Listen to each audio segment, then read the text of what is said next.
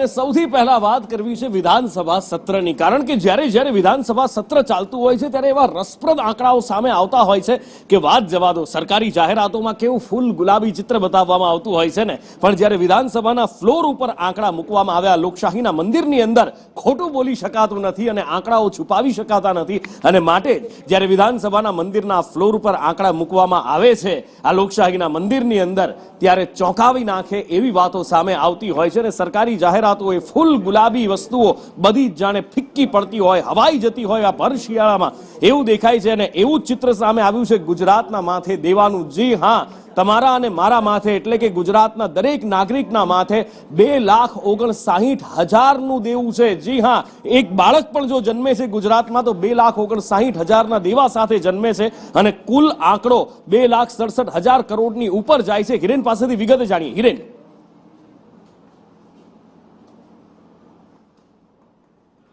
વિધાનસભા ગૃહમાં બજેટ પરની સામાન્ય ચર્ચા આજથી શરૂ થઈ છે અને પ્રથમ દિવસે જ કોંગ્રેસના સિનિયર ધારાસભ્ય અને ઉપદંડક શૈલેષ પરમારે વિધાનસભા ગૃહમાં આ આંકડા રજૂ કર્યા હતા.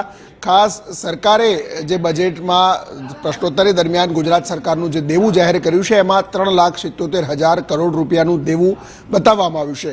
જોકે ગયા મહિને જ લોકસભાની અંદર કેન્દ્રીય નાણામંત્રીએ ગુજરાતનું જે દેવું રજૂ કર્યું હતું એ દેવાનો આંકડો 4,21,000 કરોડ રૂપિયાનો છે. એટલે બંને આંકડામાં લગભગ 1.25 કરોડની આસપાસનો તફાવત છે એ જોવા મળી રહ્યો છે. કોંગ્રેસે આક્ષેપ કર્યો હતો કે બંને આ ગૃહોની અંદર જે આંકડા છે એ આંકડાઓમાં તફાવત કેમ છે એનો જવાબ સરકારે આપવો જોઈએ, જો કે આજે એનો જવાબ આપવામાં નથી આવ્યો.